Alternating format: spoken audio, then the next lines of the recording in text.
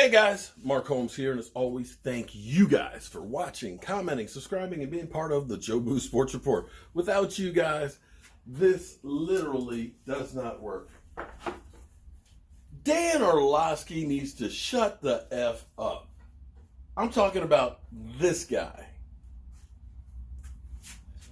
The most innovative and safe products come from the private sector in partnership with government, taking an all-hands-on-deck approach, just like in this case.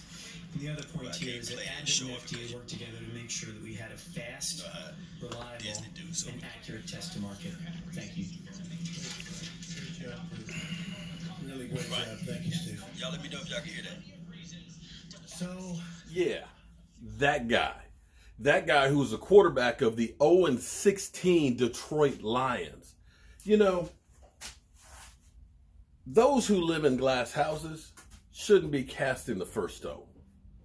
You know, it seems like when there's nothing else to talk about, we go back through to Dak Prescott, Carson Wentz, Dak sucks, and everything else. Right? Right? No, you know what they say, man? What do they say now? Carson Wentz is better than Aaron Rodgers. We could both agree that he's not better than Aaron Rodgers. We could both agree on that. I don't like Aaron Rodgers. Carson Wentz is better than Aaron Rodgers. We could both agree that he's not better than Aaron Rodgers. We could both agree on that one. That's just stupid. So Carson Wentz has yet to win a Super Bowl. Oh no! According to He hasn't won a Super Bowl. Hold on. According to Eagle fans, he's got jewelry. You know, so you had Dan Orlovsky in here talking about Dak Prescott shouldn't even be in the conversation because of what Carson Wentz has done. You know, he's led his he was a runaway MVP candidate until he couldn't run away anymore because he got hurt. You know, he had his team relevant in the playoffs 3 years in a row. Well, actually, he only played in one playoff game, and he got knocked the F out of that game. He couldn't finish. And let's go back to the 2013 season. I'll give you, he played really well then. He did. One of the games when he messed up his leg, yeah, he continued to play and made it worse. So I remember that game too. I saw he played good in that year that the team had that fourth place schedule and stuff. I'll give you that. You know, 13 games does not make a career though, because when his happy ass came back the next year, it was actually a lucky thing for the Eagles that he got hurt when he was 5-6. 5-6. 5-6, not beating a winning team. It was Nick Foles who took that team that was 5-6 and got them 4 games straight to get into the playoffs, where Nick Foles played and won the playoff game, losing the next week. It was Nick Foles who took over after he got hurt. And here's the thing, I still want to go back to something else here too.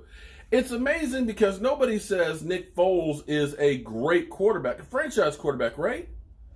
Somehow it seems like Nick Foles actually had that team playing better than the franchise quarterback guy. Because if you look at Nick Foles around other teams, average at best or below average. Jacksonville basically paid him to go away. The Rams, he stunk that joint up. So you have to wonder, is it Carson Wentz? Is Carson Wentz, you know, the guy that you can't live without? Or is it just a great system? Or is it he didn't have anybody around him, or was it he couldn't elevate the guys around him to make him better? Funny how you guys, Dan Orlovsky, or should we call you Goose Egg, for what you did when you were with the Detroit Lions. It's amazing how you can throw shade and you ain't never done jack. You ain't sniffed no playoffs. Hell, have you sniffed a victory? Just one. Just at one. I believe Dak Prescott has made the playoffs a couple of times and won a game against Seattle, a team that knocked him out. I believe that Dak Prescott is 5 wins, Carson Wentz is 3. Now, I'm not going to say that Dak Prescott is head and shoulders better than Carson Wentz. I'm not going to say that. Because a lot of this, unfortunately, you don't seem to understand this. And maybe you could actually use some of this as excuse too, is it's beyond just the quarterback. In your case, though, you stunk as a quarterback, and so did the rest of the team. You can have a quarterback who plays great, like Steve Young ended up playing when he was with the 49ers. But the rest of the team was terrible. So they said, this guy can't play, but he goes with a good team, and you see he's in the Hall of Fame. You can see Brad Johnson, who was average at best with the Washington Redskins. He goes to Tampa Bay with a good team. He ends up winning the Super Bowl. You can see Trent Dilfer win a Super Bowl, and he, by the grace of God, is not a great quarterback. So it goes beyond just the quarterback. You've had quarterbacks that have incredible seasons, but the rest of the team, give you an example. Dan Marino, how much playoff success did he have? He went to that one Super Bowl early in his career, but you look at those numbers, they're not great. So are you also saying that Drew Brees, who was 7-9 3 years in a row, that he's garbage? Or are you going to say, oh, the team around him wasn't that good? Because we had that situation here in Dallas where we lost Zeke Elliott for 6 games. And you keep pointing out these things that, oh, without Travis Frederick, there was a lot more on that offensive line that was wrong with the Dallas Cowboys.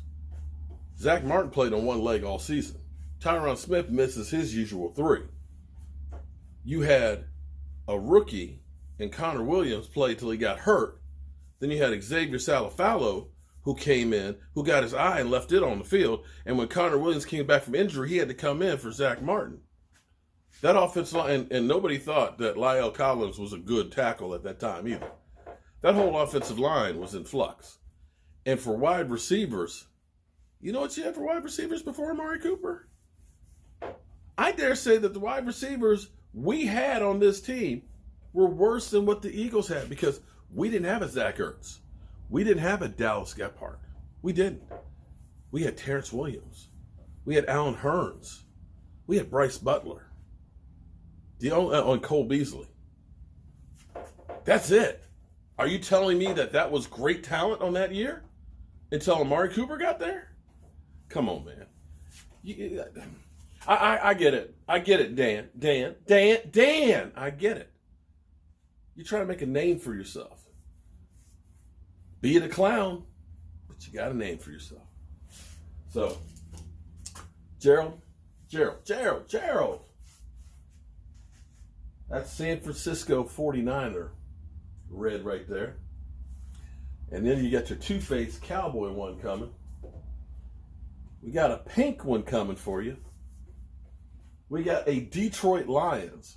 Who that one for? We got some cowboy ones coming. So Michael Anthony's busy with that. And I need to get over here and cut out all these blanks so he can get them painting. So that being said, I hope you guys tune in tonight for our live stream, 9 o'clock Eastern. And make sure you check out Michael Anthony's Fitness, because you need to make sure you can try not to laugh. But really, with everything that's going on, everybody can use a good laugh. Seriously. Check out Michael Anthony Fitness. Make sure you like, comment, and subscribe there, because I'll come for you. You got it? All right. Be cool.